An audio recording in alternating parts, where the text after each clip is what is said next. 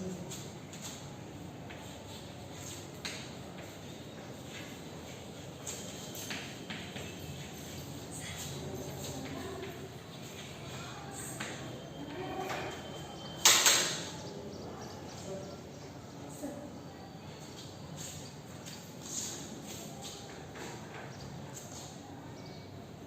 welcome again the 9th class students, Kannada medium, who have opted English as second language. Already we have discussed some paragraphs of this lesson. So, in this lesson, you already know that all the Pandavas went into the forest for 12 years, and one day, at the 12th year, they went very deep into the forest to get the deer hunted. It was summer and the sun was very hot over the head. It is quite natural that they were hungry, thirsty and weary. So they were in need of some water.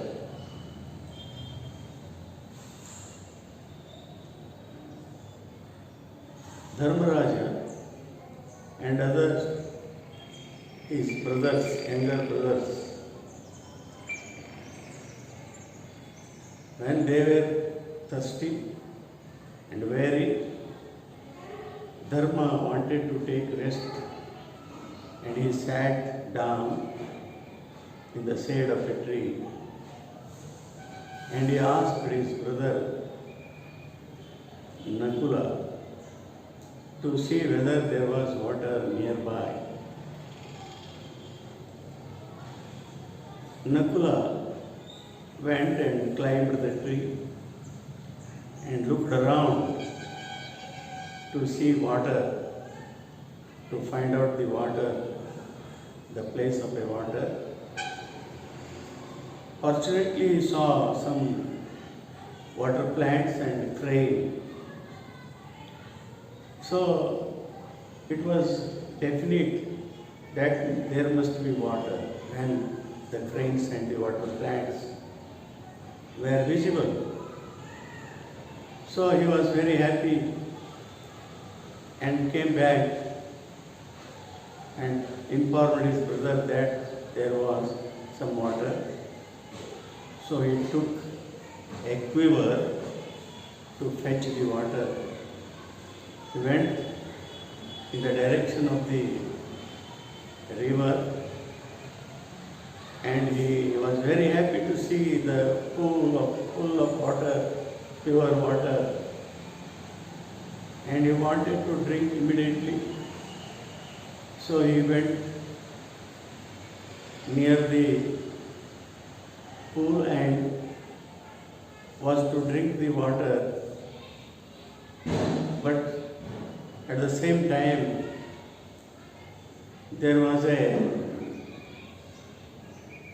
big voice in the sky, but the person was invisible. He warned Nakula not to drink the water unless he answered his question. So he disobeyed and drank the water, and he was drowsy and fell down beside the pool, dead. So he didn't return. Dharma again sent his another brother Nakula to fetch the water. He too didn't heed to the voice, and he also drank the water and fell down like his brother. Two of them didn't return Dharma was very anxious. What happened to them? He thought that something bad might be happened to them.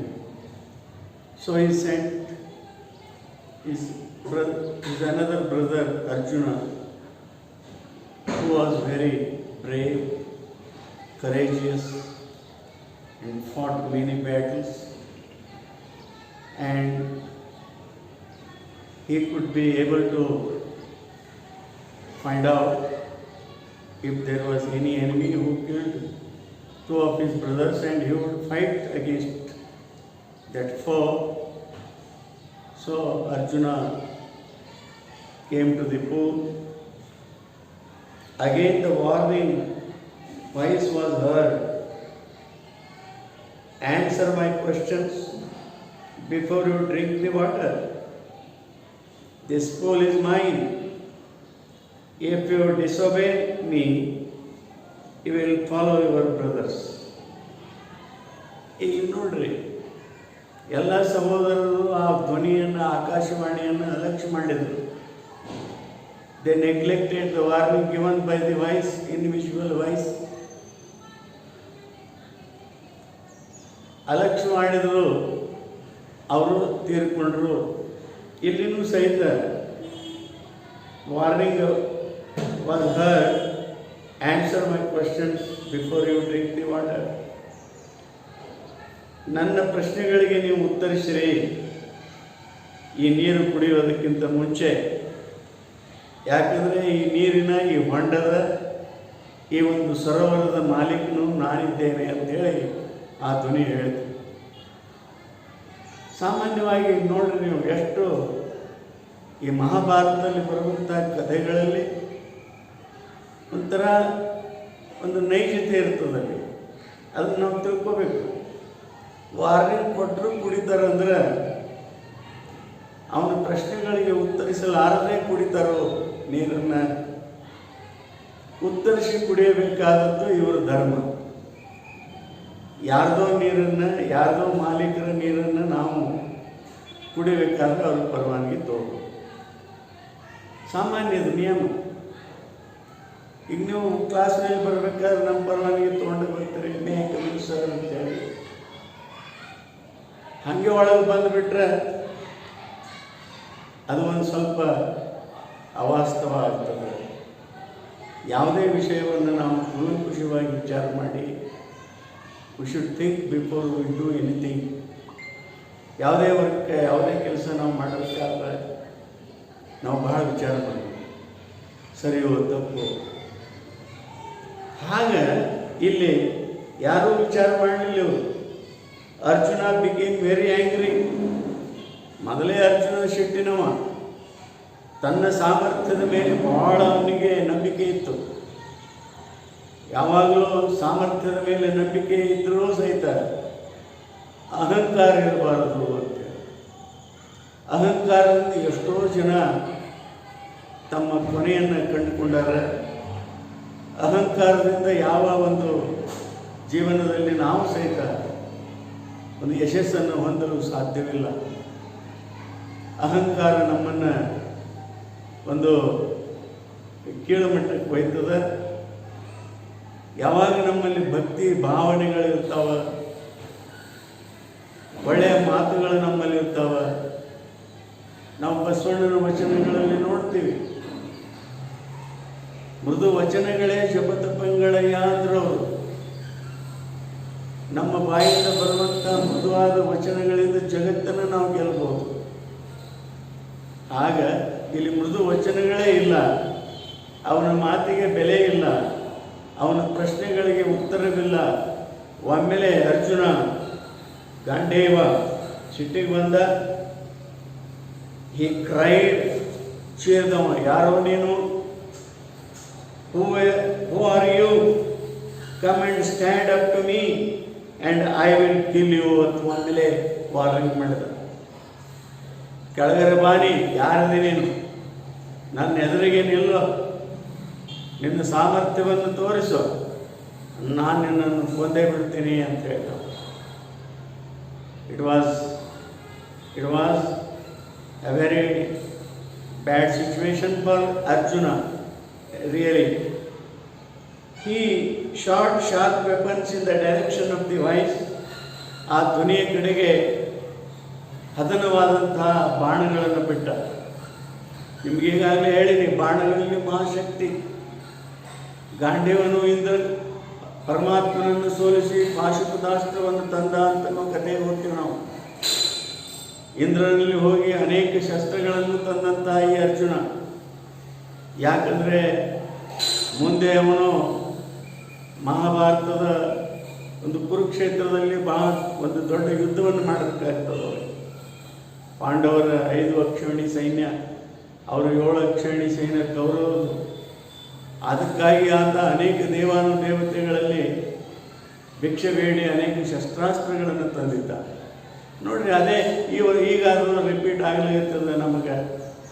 ಮೋದಿಯವರು ಇವತ್ತು ಜರ್ಮನಿಯಿಂದ ತರ್ತಾರೆ, ಇಸ್ರಾಯೇಲ್ದಿಂದ ತರ್ತಾರೆ, ರಷ್ಯಾದಿಂದ ತರ್ತಾರೆ, ಫ್ರಾನ್ಸಿಂದ ಮೊನ್ನೆ Rafael ವಿಮಾನಗಳು ಬಂದು. ಇವನು ಒಬ್ಬವ ನಮ್ಮ ದೇಶದ ಅರ್ಜುನ ಇದ್ದಂಗೆ. ನಮ್ಮ ವೈರಿಗಳನ್ನು ನಾವು ಸರಿಪಡಿಬೇಕು ಅಂತಂದ್ರೆ ಎಲ್ಲ ಒಂದು ವ್ಯವಸ್ಥೆಯನ್ನು ನಾವು ಮಾಡ್ಕೋಬೇಕಾಗ್ತದೆ. ಆ ಎಲ್ಲ ವ್ಯವಸ್ಥೆ ಇದ್ದಾಗ ಮಾತ್ರ ನಾವು ಆ ವಿರೋಧಿ ಸೈನ್ಯದ ಮೇಲೆ ದಾಳಿ ಮಾಡಬಹುದು. ಇಲ್ಲಾಂದ್ರೆ ನಾವು ಸೋಲ್ತೀವಿ. Without good plan, if we attack our own enemy, definitely we will be defeated. ಖಂಡಿತವಾಗಿ ನಾವು ಸೋಲ್ತೀವಿ. ಅವರನ್ನು ಸೋಲಿಸಬೇಕಾದ್ರೆ ನಮ್ಮಲ್ಲಿ ಯೋಜನೆಗಳು ಇರಬೇಕು. ಇಂಥ ಒಬ್ಬ ಅರ್ಜುನ ಇಲ್ಲಿ ಏನು ಮಾಡ್ತಾನೆ, ಶಾರ್ಪ್ ವೆಪನ್ಸ್, ಶಾರ್ಪ್ ಆರೋಸ್ಗಳನ್ನು in the direction of the invisible person he sent, he shot. ಅವಾಗ ಅವ ಏನಂತ, your arrows can't touch me. Arjuna wanted to destroy this unseen foe. ಈ ಕಾಣಲಾರದಂಥ ವೈರಿಯನ್ನು ನಾಶ ಮಾಡಬೇಕು ಅಂತ ಅರ್ಜುನ ಇಚ್ಛೆ ಮಾಡಿದ. But first he had to quench his terrible thirst. ಆದರೆ ಹಸಿವು ನೀರಡಿಕೆಗಳನ್ನು ತಡ್ಕೊಳ್ಳೋಕ್ಕೆ ಸಾಧ್ಯನೇ ಇಲ್ಲ. ನೀವು ಆದರೂ ಸಹಿತ ನೀರಡಿಕೆ ಆದ್ರೆ ಎಲ್ಲೋ ಓಡೋಗಿ ನೀರು ಸ್ವಚ್ಛದವ ಹೆಂಗದವ ನೋಡೋಂಗೆ ಇಲ್ಲ, ಅದನ್ನು ಕುಡ್ದೇ ಬಿಡ್ತೀವಿ. ಯಾಕಂದ್ರೆ ಅಷ್ಟು ಅದಕ್ಕೆ ನಾವೇನಂತೀವಿ ಅಂದರೆ, ಈ ನೀರಡಿಕೆ ಆಗೋದು ಅದು ಅಗ್ನಿ ಇದ್ದಂಗೆ, ಒಳಗೆ ಬೆಂಕಿ ಹತ್ತಿದಂಗೆ ಆಗ್ತದೆ. ನಾವು ನೀರನ್ನು ಕುಡಿದಾಗ ನಮಗೆ ಸಮಾಧಾನ ಆಗ್ತದೆ. ಬೇರೆ ಯಾವುದು ನಮ್ಮ ಕಣ್ಣಿಗೆ ಕಾಣೋದಿಲ್ಲ. ಹಸಿವಾದಾಗ ಆ ರೊಟ್ಟಿ ಹಿಟ್ಟಂತ ಪುಟ್ಟಿ ಒಂದೇ ಕಾಣಿಸ್ಕೊಳ್ತದೆ ನಾವು. ಅದನ್ನು ಒಂದೇ ಹೋಗಿ ತೊಗೊಂಡು ಬಡ ಬಡ ತಿಂದಾಗ ನಮಗೆ ಸಮಾಧಾನ. ಹಾಗೆ ಇಲ್ಲಿ ಅರ್ಜುನ ಮೊದಲು ನೀರು ಕುಡಿಬೇಕು, ಆಮೇಲೆ ಆ ವೈರಿಯನ್ನು ನೋಡಬೇಕು ಅಂತಂದ. So he drank the water and also fell down dead. ಆ ನೀರನ್ನು ಕುಡ್ದ, ಸರೋವರದ ನೀರನ್ನು ಕುಡಿದು ಅಲ್ಲೇ ಆಗಿದ್ದಾಗ ಸತ್ತು ಬಿಟ್ಟ. ಇಲ್ಲಿ ತನಕ ನಾವು ಈಗಾಗಲೇ ನೋಡಿದ್ದೀವಿ. ಈಗ next paragraph. After another anxious wait. ಇಲ್ಲಿ 3 ಮಂದಿ ಹೋದರು. ಇಲ್ಲಿ ಆಂಕ್ಷಿಯಸ್ ವೇಟ್ ಅಂದರೆ ಆತುರದಿಂದ ದಾರಿ ಕಾಯುವಿಕೆ ಅಂತೇಳಿ. Anxious wait. ಈ ಆಂಕ್ಷಿಯಸ್ ವೇಟ್ ಏನಿದೆ, ಧರ್ಮಂದು ಯುಧಿಷ್ಠಿರ ಟರ್ನ್ ಟು ಭೀಮ. ಭೀಮನ ಕಡೆಗೆ ಅವನನ್ನು ಕುರಿತು ಹೇಳಬೇಕಾಯಿತು ಭೀಮನಿಗೆ. ಯಾಕಂದ್ರೆ 3 ಮಂದಿ ಹೋದವರು ಹೊಳ್ಳಿ ಬರಲೇ ಇಲ್ಲ. he thought that something danger had been happened to them. ಅವರಿಗೇನೋ ಒಂದು ಅಪಾಯ ಆಗಿದೆ, ಇನ್ನು ಭೀಮನ ಕಳಿಸ್ಬೇಕು ಅಂತ ಒಬ್ಬೊಬ್ಬರನ್ನು ಬಲಿಷ್ಠರನ್ನು ಕಳಿಸ್ಕೊಡ್ತಾನೆ. ಇವು ಕೊನೆಯದವ ಭೀಮ ಸಹೋದರರಲ್ಲಿ ಶೂರ ಧೀರ. ಎಷ್ಟೋ ಕಡೆ ನಾವು ನೋಡ್ತೀವಿ, ಭೀಮ ಅಂದರೆ ಗದಾ ಯುದ್ಧದಲ್ಲಿ ಬಹಳ ಪ್ರಸಿದ್ಧವ. ಗದೆಯಿಂದ ಹೊಡೆದು ನೀರು ತೆಗೆದ ಅಂತ ಆ ಭೀಮನ ಬಗ್ಗೆ ಶೌರ್ಯ ತೋರಿಸ್ತಾರೆ. ಇಲ್ಲಿ ಮುಧೋಳದಲ್ಲಿ ಮುಧೋಳ ತಾಲೂಕಿನ ರನ್ನ ರನ್ನನ ಗದಾ ಯುದ್ಧ ಪ್ರಸಿದ್ಧ ಭಾಳ. ಅವರು ಬರೆದಂಥ ರನ್ನನ ಗದಾ ಯುದ್ಧದಲ್ಲಿ ಒಂದು ಭೀಮನ ಬಗ್ಗೆ ಮಾತು ಬರ್ತದೆ. ದುರ್ಯೋಧನ ಅಂಜಿ ಹೊಡ್ಕೋತ ಹೋಗಿ ವೈಶಂಪಾಯನ ಸರೋವರದೊಳಗೆ ಅಡಗಿಕೊಂಡು ಕುಳಿತಿರ್ತಾರೆ. ನೋಡ್ರಿ ಎಷ್ಟು ಮಜಾ ಅದು. ಅಡಗಿಕೊಂಡು ಕುಳಿತಾಗ ಭೀಮಕ್ಕೆ ಗೊತ್ತಾಯ್ತು. ಅವ ಹೋದಲ್ಲಿ ವೈಶಂಪಾಯನ ಸರೋವರದ ದಂಡಿ ಮೇಲೆ ಹೋಗಿ ನಿಂತ. ಆ ಸರೋವರದ ಮೇಲೆ ನಿಂತು ಗರ್ಜನೆ ಮಾಡ್ತಾನೆ. ಆ ಗರ್ಜನೆ ಮಾಡಿದಾಗ ಒಳಗಿದ್ದ ದುರ್ಯೋಧನ ಬೆವರು ಬಿಡ್ತು. ಅದು ನೀರಾಗಿದ್ದು ಬೆವರ್ತನು ಉರಗ ಪತಾಕಂ. ನೀರೊಳಗಿದ್ದು ಬೆವರ್ತನು ಉರಗ ಪತಾಕಂ. ಉರಗ ಪತಾಕ ಅಂದರೆ ಹಾವಿನ ಧ್ವಜವುಳ್ಳಂಥವ ದುರ್ಯೋಧನ. ನೀರೊಳಗಿದ್ದು ಸಹಿತ ಅವ ಬೆವತ ಭೀಮನ ಗರ್ಜನೆಗೆ. ಅಷ್ಟೇ ಅಲ್ಲ, ಆ ನೀರಲ್ಲಿ ಇರುವಂಥ ಮೀನುಗಳು, ಜಲಚರಗಳು, ಎಲ್ಲ ಪ್ರಾಣಿ ಅಲ್ಲಿ ಒಳಗಿರುವಂಥ ಜೀವಿಗಳೆಲ್ಲ ಕೂಳು ಕುದಿಯುವಂತೆ ಕುದಿದವು ಅಂತೇಳಿ. ನಮ್ಮ ಹೆಂಗೆ ಮುಚ್ಚೋದು ರೊಟ್ಟ ರೊಟ್ಟ ಕುದಿತಾವಲ್ಲ ಹಂಗೆ ಕುದ್ದು ಅಂಥೇಳಿ ಅತಿಶಯೋಕ್ತಿ ಅಲಂಕಾರ ಇರ್ಬೋದು. ಆ ಕವಿಯ ವರ್ಣನೆ ಅಲ್ಲಿ ನಮಗೆ ಅವಾಸ್ತವ ಇದ್ರೂ ಸಹಿತ ಅಲ್ಲಿ ನಾವು ಕವಿಯ ಒಂದು ಜಾಣ್ಮೆಯನ್ನು ನಾವು ಅಲ್ಲಿ ನೋಡ್ತೀವಿ. ಅಂಥ ಭೀಮಿವ ಯಾವ ಸರೋವರದ ಮೇಲೆ ನಿಂತು ಗರ್ಜನೆ ಮಾಡಿದಾಗ ಒಳಗಿದಂಥ ದುರ್ಯೋಧನ ಬೆವರ್ತನು ಉರಗ ಪತಾಕಂ. ಕೂಳು ಕುದಿಯುವಂತೆ ಕುದಿದವು ಅಮಿನಿಷ ತತಿಗಳು. ಅಲ್ಲಿ ಒಳಗಿರುವಂಥ ಜೀವಿಗಳೆಲ್ಲ ಕೂಳು ಕುದ್ದಂಗೆ ಕುದ್ದು ಅಂತ ನೋಡ್ರಿ. ಅಂತ ಒಂದು ನಾವು ಅತಿಶಯೋಕ್ತಿ ಅಲಂಕಾರನ ಅನ್ಬೋದು. ಅವು ಪರ್ಸಾನಿಫಿಕೇಶನ್ ಇನ್ ಇಂಗ್ಲೀಷ್, ಇಂಥವೆಲ್ಲ ನಾವು ಸಾಹಿತ್ಯದಲ್ಲಿ ನೋಡಬೇಕು. ಅಲ್ಲಿ ಇರುವಂಥ ಅಲಂಕಾರಗಳನ್ನು ಯಾವ ರೀತಿಯಾಗಿ ಉಪಯೋಗ ಮಾಡ್ತಾರೆ. ಇಲ್ಲಿ ನೀವು ಒಂದು 3-4 ಅಲಂಕಾರಗಳು ನಿಮಗೂ ಅದಾವ. ಸಿಮಿಲಿ, ಮೆಟಫರ್, ಪರ್ಸಾನಿಫಿಕೇಶನ್, ಆನೆಕ್ಟೋಕಿ, ಸ್ಯಾನೆಕ್ಟೋಕಿ, ಅಲಿಟ್ರೇಷನ್ ಅಂತ ಬರ್ತಾವೆ. ಇವೆಲ್ಲ ಅಲಂಕಾರಗಳನ್ನು ನಾವು ಮುಂದಿನ ಒಂದು ವಿಷಯದಲ್ಲಿ ಬರ್ತೀನಿ. ಅವಾಗ ನಾವೆಲ್ಲ ಅದನ್ನು ತಿಳ್ಕೊಳ್ಳೋದಂತ. ಇಲ್ಲಿ ಈಗ ಎಂಥ ಭೀಮ ಅವನನ್ನು ಕಳಿಸಿದ್ರು. ಆ ಭೀಮ ಎಂಥವನ್ನೋದು ಗೊತ್ತಾಗ್ತು ನಿಮಗೆ. ಅಷ್ಟು ಬಲಿಷ್ಠ ಭೀಮ. ಯಾವುದೇ ಒಂದು ವೈರಿಯನ್ನು, ಅನೇಕ ವೈರಿಗಳನ್ನು ಸದೆಬಡದಂಥ ಭೀಮ ಅವ ಇಲ್ಲಿ ಕಳಿಸಿಕೊಟ್ಟಾಗ ಏನಾಗ್ತದೆ ಅಂದರೆ, after another anxious wait Yudhishthira turn to Bhima, dear brother, even Arjuna the great hero has it return. ನೋಡಪ್ಪ ಭೀಮ, ಮಹಾನಾಯಕನಾದಂಥ ಅರ್ಜುನ, ಶೂರ ವೀರ ಧೀರನಾದಂಥ ಅರ್ಜುನ ಗಾಂಡೀವಿ, ಅವನು ಸಹಿತ ಹೊರಳಿ ಬರಲಿಲ್ಲ. ಏನಾಗಿರಬಹುದು ನೋಡಪ್ಪ ಭೀಮ ಅಂತ ಭೀಮನಿಗೆ ಹೇಳ್ತಾನೆ Yudhishthira. Something terrible must have happen to our brothers. ಏನೋ ಒಂದು ಅನಾಹುತ ನಮ್ಮ ಸಹೋದರರಿಗೆ ಆಗಿದೆ. ನಮ್ಮ ಸಹೋದರರು ಯಾವುದೋ ಅಪಾಯದಲ್ಲಿ ಸಿಕ್ಕಾಕೊಂಡಿದ್ದಾರೆ. ಸಾಮಾನ್ಯ ಒಂದು ಘಟನೆ ಏನು ಅಲ್ಲಿದು. ಯಾಕಂದರೆ ಅರ್ಜುನಂತವ ಅವನು ಹೊರಳಿ ಬರಲಿಲ್ಲ ಅಂದಾಗ ಇಲ್ಲಿ ಏನೋ ಒಂದು ಮಹಾಘಟನೆ ಆಗಿರಲೇಬೇಕು. ಭೀಮ, ನೀವು ಹೋಗಿ ನೋಡಪ್ಪ ಏನಾಗಿದೆ. Please find them quickly. ಬೇಗ ಅವರನ್ನು ಹುಡುಕಿಕೊಳ್ಳು. Bhima hurried away without another word. Bhima ಯಾವುದೇ ಶಬ್ದ ಮಾಡಲಾರ್ದೆ ಹೋಗಿಬಿಟ್ಟ. Like Arjuna, Bhima also did not heed the warning and drank the water eagerly. ನೋಡ್ರಿ, ಆ ಭೀಮ ಆ ವಾರ್ನಿಂಗ್ ಏನು ಮತ್ತೆ ಆಕಾಶವಾಣಿ ಅದು ವಾರ್ನಿಂಗ್ ಕೊಟ್ಟು, ಅದು ಕೊಟ್ಟರು ಸಹಿತ ಭೀಮನು ಅದರ ಕಡೆ ಲಕ್ಷ್ಯ ಕೊಡಲಿಲ್ಲ. ಯಾಕಂದರೆ ಇವರಿಗೆ ಇಲ್ಲಿ ಬಹುಶಃ ಅಹಂಕಾರ ಕೆಲಸ ಭಾಳ ಮಾಡೈತಿ ಅಂತ. ನಾನು ವೀರ, ಶೂರ, ಧೀರ, ನನ್ನನ್ನು ಸೋಲಿಸುವವನು ಈ ಜಗತ್ತಿನಲ್ಲಿ ಇಲ್ಲ ಅನ್ನುವಂಥ ಒಂದು ಅಹಂಕಾರ ಏನು ನಾವು ನೋಡ್ತೀವಿ.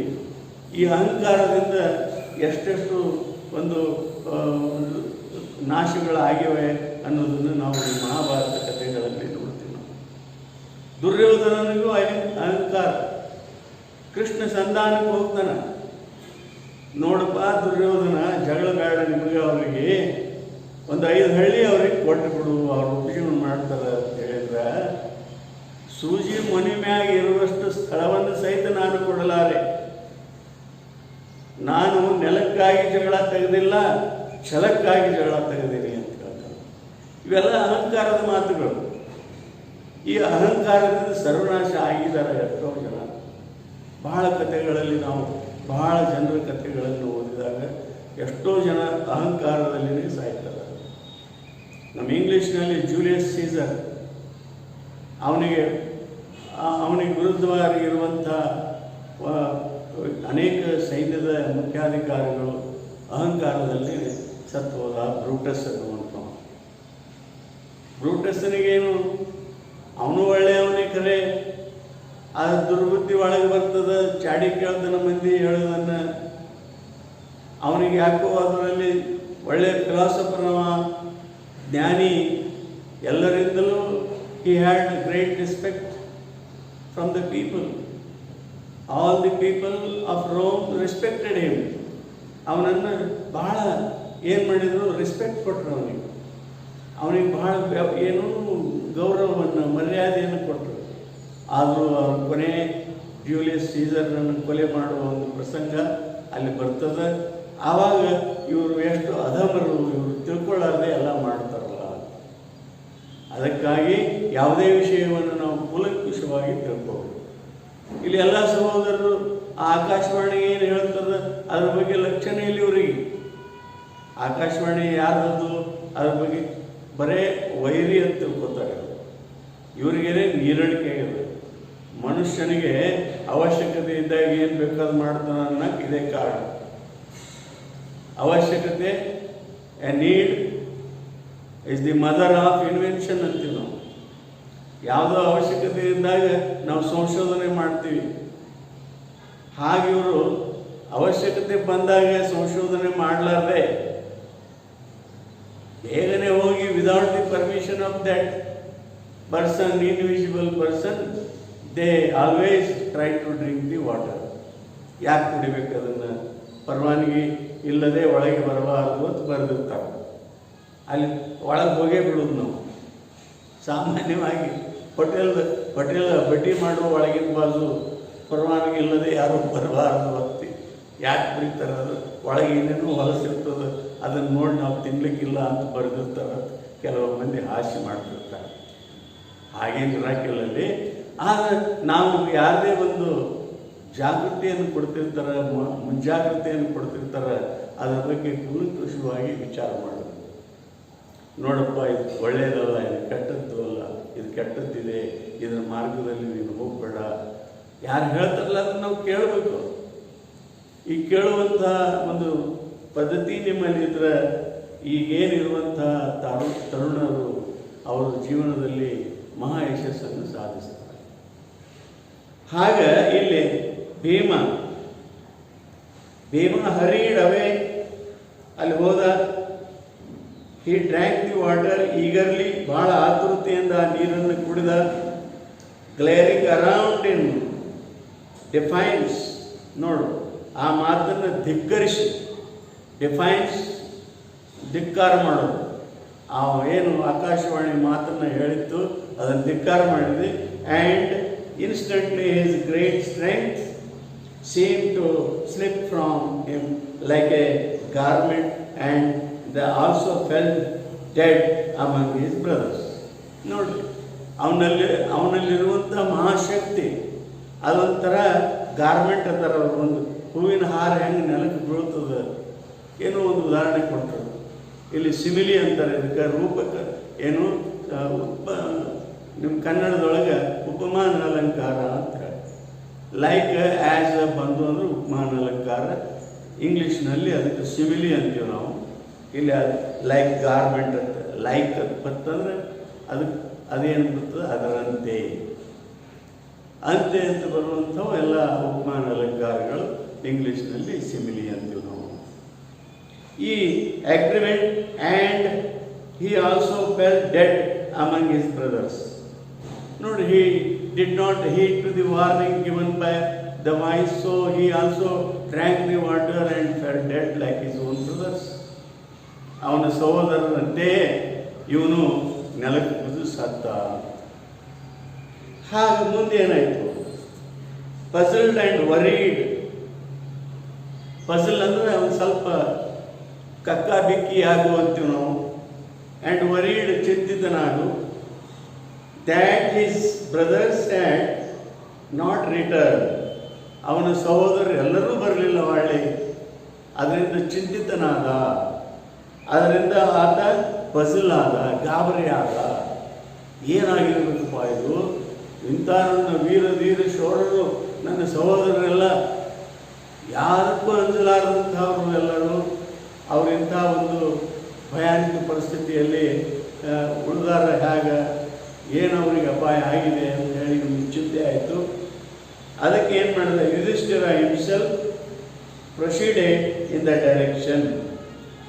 ಯುಧಿಷ್ಠಿರನು ಅವರ ದಾರಿಗೆ, ಯಾವ ದಾರಿಗೆ ಅವರೆಲ್ಲರೂ ಹೋಗಿದ್ರು ಆ ದಾರಿ ಮುಟ್ಟ ಈತ ಹೋದ. ಹಿಸ್ ಬ್ರದರ್ಸ್ ಹ್ಯಾಡ್ ಟೇಕನ್, ಯಾವ ದಾರಿಯನ್ನು ಇವನ ಸಹೋದರರು ತೆಗೆದುಕೊಂಡಿದ್ರು ಅದೇ ದಾರಿ ಮುಟ್ಟ ಈತ ಹೋದ. When he came near A pool, ಯಾವಾಗ ಆತ ಈ ಸರೋವರದ ಸಮೀಪಕ್ಕೆ ಬಂದ Yudhishthira, he was his 4 brothers lying on the ground. ಈ 4 ಸಹೋದರರು ಆ ಗ್ರೌಂಡದ ಮೇಲೆ, ನೆಲದ ಮೇಲೆ ಆ ಸರೋವರದ ಬಾಜುವಿನಲ್ಲಿ ಸತ್ತಂತೆ ಬಿದ್ದಿದ್ದರು ಅಂತ. All the 4 brothers lied down beside the pool. To all appearance dead. ಅವ್ರ ಕಾರಣಕ್ಕೆ ಎಲ್ಲರೂ ಸತ್ತಂತೆಯೇ ಇದ್ದರು. He was shocked. ಅವನಿಗೆ ಒಂದು ಆಘಾತ ಆಯಿತು. ಸಹಜಿಕದ ಅಥವಾ ಇದು ಸ್ವಾಭಾವಿಕದ, ಎಲ್ಲ ಸಹೋದರರು ಸತ್ತು ಬಿದ್ದಿದ್ದಾರೆ ಅಂದಾಗ ಶಾಕ್ ಆಗಲಾರ್ದೆ ಏನು, ಶಾಕ್ ಆಗೇ ಆಗ್ತದೆ ಎಲ್ಲರಿಗೂ. ಆಘಾತನಿಸ್ತು ಯುಧಿಷ್ಠಿರನಿಗೆ. he got into the pool to quench his thirst. ಮತ್ತೆ ಅವನು ಸಹಿತ ಆ ಸರೋವರದ ಕಡೆಗೆ ಹೋದ. ತನ್ನ ನೀರಡಿಕೆಯನ್ನು, ಬಾಯಾರಿಕೆಯನ್ನು ಹೋಗಲಾಡಿಸಿಕೊಳ್ಳಲು ಆತನೂ ಸಹ ಪೂಲದ ಕಡೆಗೆ ಹೋದ. At once a voice without form ward him. ಒಂದು ಧ್ವನಿ, ಯಾವುದೇ ಫಾರ್ಮ್ ಇಲ್ಲ ಅಂದರೆ ಆಕಾರ ಇಲ್ಲದಂಥ ಒಂದು ಧ್ವನಿ ಇವನಿಗೆ ಒಂದು ವಾರ್ನಿಂಗ್ ಮಾಡಿತು, ಮುಂಜಾಗ್ರತೆ ಕೊಡ್ತು. ಯುವರ್ ಬ್ರದರ್ಸ್ ಡೈಡ್, ನಿನ್ನ ಸಹೋದರರೆಲ್ಲ ಸತ್ತು ಬಿದ್ದಿದ್ದಾರೆ. Because they did not heed my words. ನೋಡಿ, ಯಾಕಂದರೆ ಅವರು ನನ್ನ ಮಾತನ್ನು ಕೇಳಿಲ್ಲ. ನನ್ನ ಮಾತನ್ನು ಕೇಳಿದ್ರೆ, ನನ್ನ ಮಾತಿಗೆ ಅವರು ಅಲಕ್ಷ್ಯ ಮಾಡಿದ್ದಾರೆ, ಅದಕ್ಕಾಗಿ ಅವರು ಸತ್ತು ಬಿದ್ದಿದ್ದಾರೆ. What was the reason told by the individual voice ಅಂತ ನೀವು ಪ್ರಶ್ನೆ ಕೇಳಿದ್ರೆ ನಾವು ಉತ್ತರ ಏನು ಹೇಳಬೇಕಾಗ್ತದೆ? They did not heed to the words or the warning given by the individual voice, therefore they fell down and dead. ಅವನ ವಾರ್ನಿಂಗನ್ನು ಇವರೆಲ್ಲರೂ ಅಲಕ್ಷ್ಯ ಮಾಡಿದ್ರು, ಅದಕ್ಕೆ ಸತ್ತು ಬಿದ್ದರು. ಡೂ ನಾಟ್ ಫಾಲೋ ದೆಮ್, ನೀನು ಅವರನ್ನು ಅನುಸರಿಸಬೇಡ. ಆನ್ಸರ್ ಮೈ ಕ್ವಶನ್ಸ್ ಫಸ್ಟ್, ನನ್ನ ಪ್ರಶ್ನೆಗಳಿಗೆ ಮೊದಲು ಉತ್ತರಿಸು. And then quench your thirst, ಆಮೇಲೆ ನಿನ್ನ ನೀರಡಿಕೆಯನ್ನು ಹೋಗಲಾಡಿಸಿಕೋ. ಸರಳವೇ. ಪ್ರಶ್ನೆಗಳನ್ನು ಕೇಳಿ ಉತ್ತರಿಸಿದ ಮೇಲೆ ನೀರನ್ನು ಕುಡಿ ಅಂದರೆ ಏನು ಕೆಟ್ಟೇನಿದೆ ಇದರೊಳಗೆ? ದಿಸ್ ಪೂಲ್ ಈಸ್ ಮೈನ್, ಇದು ನನ್ನ ಸರೋವರದ. ಈ ನನ್ನ ಸರೋವರದಲ್ಲಿ ನೀರು ಕುಡಿಬೇಕಾದ್ರೆ ನೀವು ನನ್ನ ಪ್ರಶ್ನೆಗಳಿಗೆ ಉತ್ತರಿಸಬೇಕು. You must answer to my questions, then only you are eligible to drink the water from my pool. ನೋಡ್ರಿ, ಇಲ್ಲಿ ನೀರು ಕುಡಿಬೇಕಾದ್ರೆ ನನ್ನ ಪರವಾನಗಿ ತಗೊಳ್ಳೇಬೇಕು ನೀವು, ಯಾಕಂದ್ರೆ ಇದರ ಮಾಲೀಕನ ಆದ್ದೀನಿ. ಹಾಗೆ ಇಲ್ಲಿ ಏನು ಬರ್ತದೆ? Yudhishthira knew that these would be none other than, ಯುಧಿಷ್ಠಿರನಿಗೆ ಗೊತ್ತಾಯ್ತು. ಯಾಕಂದ್ರೆ ಯುಧಿಷ್ಠಿರ ಬಹಳ ಜ್ಞಾನಿ, ಅವನ ಧರ್ಮದ ಪಾಲನೆಯನ್ನು ಮಾಡುವಂಥವನು. ಅದಕ್ಕೆ ಯುಧಿಷ್ಠಿರನಿಗೆ ಧರ್ಮ ಅಂತ ಹೆಸರು ಬಂತು. ಧರ್ಮ ಯುದ್ಧ ಮಾಡುವಂಥವನು. ಧರ್ಮ ಅದು ಸೋತಲ್ಲ. ನಾವು ಎಲ್ಲರೇ ಸೋತೀವಿ ಅಂದರೆ ನಮ್ಮ ಸೋಲನ್ನು ಒಪ್ಕೊಳ್ಳೋದಿಲ್ಲ. ನಾವು ಮೋಸದಿಂದ ಸೋಲಿಸಿದ್ರು ಸಹಿತ ಒಪ್ಕೊಂಡ ಧರ್ಮ ಅಂಥವಿವ. ಯಾರಿಗೆ ಅನ್ಯಾಯ ಮಾಡಲಾದಂಥವ, ಯಾರಿಗೆ ಬಿರು ನುಡಿಗಳನ್ನು ಅನ್ನಲಾರದಂಥವ, ಯಾರ ಮನಸ್ಸನ್ನು ನೋಯಿಸಲಾರದಂಥವ, ಅಹಂಕಾರ ರಹಿತವನಾದಂಥವನು, ಇಂಥ ಎಲ್ಲ ಒಳ್ಳೆಯ ಗುಣಗಳನ್ನು ಹೊಂದಿದಂಥವನು ಧರ್ಮ ಅಂತ ನಾವು ಅಂತೀವಿ. ಅದಕ್ಕೆ ಈ ಧರ್ಮ ಏನು ತಿಳ್ಕೊಂಡ ಅಂದರೆ ಈ ಧ್ವನಿ ಏನಿದೆ ಅಲ್ಲ, ಇದು ಯಕ್ಷಂತಿರಬೇಕು. And guessed that what had happened to the brothers, ಮತ್ತು ಗೆಸ್ಸನ್ನು ತರ್ಕ ಮಾಡಿದ, ಊಹಿಸಿದ. ಏನು ಊಹಿಸಿದ ಅಂದರೆ ನನ್ನ ಸಹೋದರರು ಯಾಕೆ ಸತ್ತಿದ್ದಾರೆ, ಯಾರು ಇಲ್ಲಿ ಪ್ರಶ್ನೆ ಕೇಳಿದ್ದಾರೆ, ಯಕ್ಷನು ಈ ಪ್ರಶ್ನೆಯನ್ನು ಕೇಳ್ಯಾನ, ಆ ಪ್ರಶ್ನೆಗಳಿಗೆ ಉತ್ತರಿಸಿಲ್ಲ. ಅದಕ್ಕೆ ಇವರು without his permission they try to drink the water from his bowl which he was the owner. He prohibited many times to all the brothers, ಎಲ್ಲ ಸಹೋದರರಿಗೆ ಪ್ರೊಹಿಬಿಟ್ ಮಾಡಿದ್ದಾನೆ. ಆದರೂ ಅವನ ಮಾತನ್ನು ಕೇಳಲಾರ್ದೆ without listening to his words they all drank the water. ಅದಕ್ಕೆ ಇವರೆಲ್ಲ ಸತ್ತು ಬಿದ್ದಿದ್ದಾರೆ ಅಂಥೇಳಿ ಆ ಯಾರಿಗೆ, ಆ ಧರ್ಮನಿಗೆ, ಆ ಯುಧಿಷ್ಠಿರನಿಗೆ ಒಂದು ತರ್ಕ ಅಥವಾ ಒಂದು ಊಹೆ ಗೊತ್ತಾಯಿತು. He saw a possible way of redeeming the situation. He said to the bodiless wise, please ask your questions. ನೋಡ್ರಿ, ಧರ್ಮ ಹೇಳೇಬಿಟ್ಟವ. ಆ ಬಾಡಿಲೆಸ್ ಅಂದರೆ ಯಾವುದೇ ಒಂದು ಶರೀರವಿಲ್ಲದ ಅಶರೀರವಾಣಿ ಅಂತೀವಿ ನಾವು. ಆ ಅಶರೀರವಾಣಿಗೆ ಏನು ಹೇಳಿದ ಧರ್ಮ, ನೀನು ಪ್ರಶ್ನೆಯನ್ನು ಕೇಳಪ್ಪ, ನಾನು ಉತ್ತರಿಸ್ತೀನಿ ಅಂತ ಹೇಳಿದ. He was confident that he would answer all the questions asked by the invisible body. Haga, the wise put questions rapidly and one after the another. ಒಂದಾದ ನಂತರ ಅನೇಕ ಪ್ರಶ್ನೆಗಳನ್ನು ಆತ ಕೇಳಿದ. ಆ ಎಲ್ಲ ಪ್ರಶ್ನೆಗಳಿಗೆ ಈ ಯುಧಿಷ್ಠಿರನು ಉತ್ತರಿಸ್ತಾನೋ ಇಲ್ಲೋ ಅನ್ನೋದನ್ನು, ಆ ಪ್ರಶ್ನೆಗಳು ಯಾವುವು ಮತ್ತು ಯುಧಿಷ್ಠಿರನು ಯಾವ ರೀತಿಯಾಗಿ ಅವುಗಳಿಗೆ ಒಂದು ಅಡಿಕ್ವೇಟ್ ಸರಿಯಾದ ಒಂದು apt answers given by Yudhishthira ಅನ್ನೋದನ್ನು ನಾವು ನಾಳೆ ನೋಡೋಣ. Thank you.